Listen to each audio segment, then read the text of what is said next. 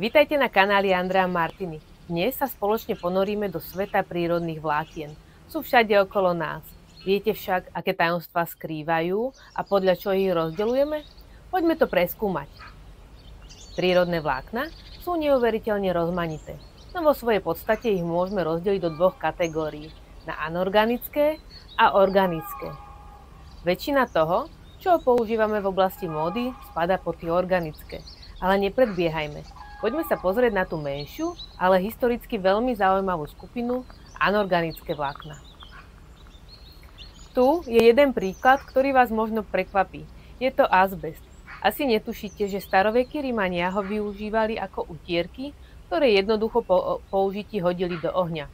Dnes však vieme, že azbest je veľmi nebezpečný a jeho použitie je prísne regulované alebo dokonca zakázané. Dostaňme sa k organickým vláknam. Tieto poklady pochádzajú z ríše rastlín a zvierat, no a tvoria prevažnú časť nášho šatníka. Prirodzene sa delia na rastlinné a živočíšne. Začnime rastlinnými vláknami. V tovaroznalectve sú rozkategorizované podľa toho, z ktorej časti rastliny pochádzajú. Zo semien je napríklad bavlna. Kto by ju nepoznal?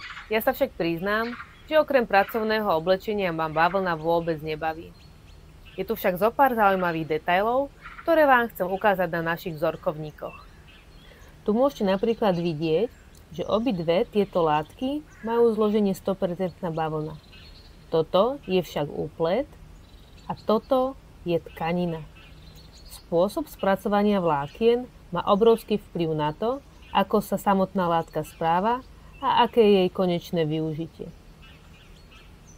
Tu vidíte pre zmenu madeiru. Madeira nie je typ materiálu, ale technika vyšívania a perforácie na látke. Najčastejšie práve na bavlne. Typické pre madeiru sú malé, ručne alebo strojovo vyšívané dierky. Tieto dierky, často v kombinácii s inými výšivkami, vytvárajú na látke prekrásne priehľadné vzory.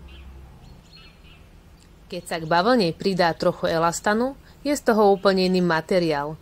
Takýto úplet je o trochu trvácnejší, lepšie si drží svoj tvar a taktiež lepšie vyzerá na postave.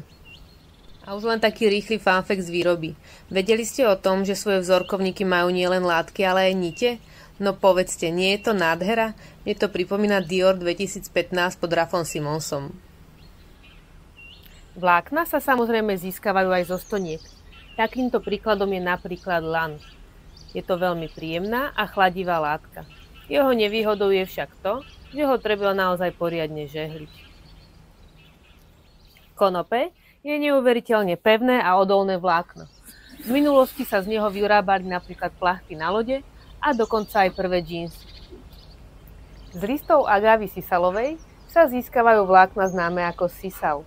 To veľmi dobre poznajú naše mačky, pretože sa z neho vyrábajú aj škrabadlá pre domáce zvieratá. A teraz sa presúvame k živočíšnym vláknam. Sú známe svojou hrejivosťou, jemnosťou a pocitom luxusu. Základom, ktorý vám určite napadne ako prvý, je vlna. Vlna nie je len o ovciach. Existujú desiatky druhov a foriem spracovaní vlny.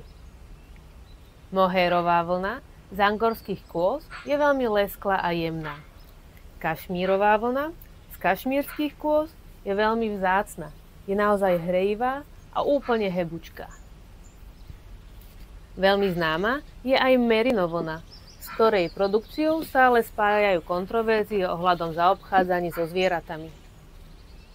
V Andrea Martiny sa s vlnou stretnete predovšetkým v kabátoch vo forme prímesí. Celkovo vlnené vlákna sa často používajú ako prímes do iných vlákien.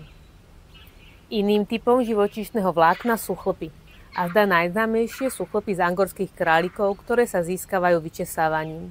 Toto vlákno je jemné a teplé a často sa z neho tvoria priadze zmiešané s inými vláknami. V štepcoch alebo v kobercoch môžete nájsť chlpy z kôz, hovädzieho dobytka alebo dokonca aj z veveričky. V sláčikoch, ktoré sa používajú na hudobné nástroje, nájdete konské vlásie. A ako by sme mohli vynechať luxusný hodváb? Je to proteínové vlákno, ktoré si okolo seba tká husenica priadky morušovej, keď sa mení na motýla. Hodváb je najdokonalejším textilným vláknom. lebo v porovnaní s inými prírodnými vláknami má takú dĺžku, že nie je potrebné ho spriadať. Samozrejme, aby nebolo všetko iba dokonalé, tak aj s výrobou hodvábu sa spájajú mnohé výhrady.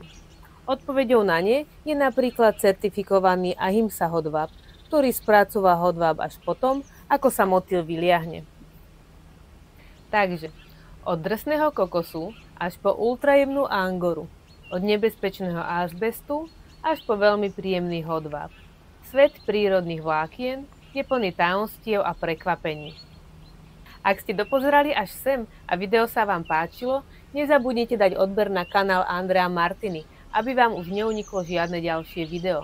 Ja sa veľmi poteším, ak mi do komentáru napíšete, ktoré vlákno vás zaujalo najviac a ktoré osobne máte najradšej vy.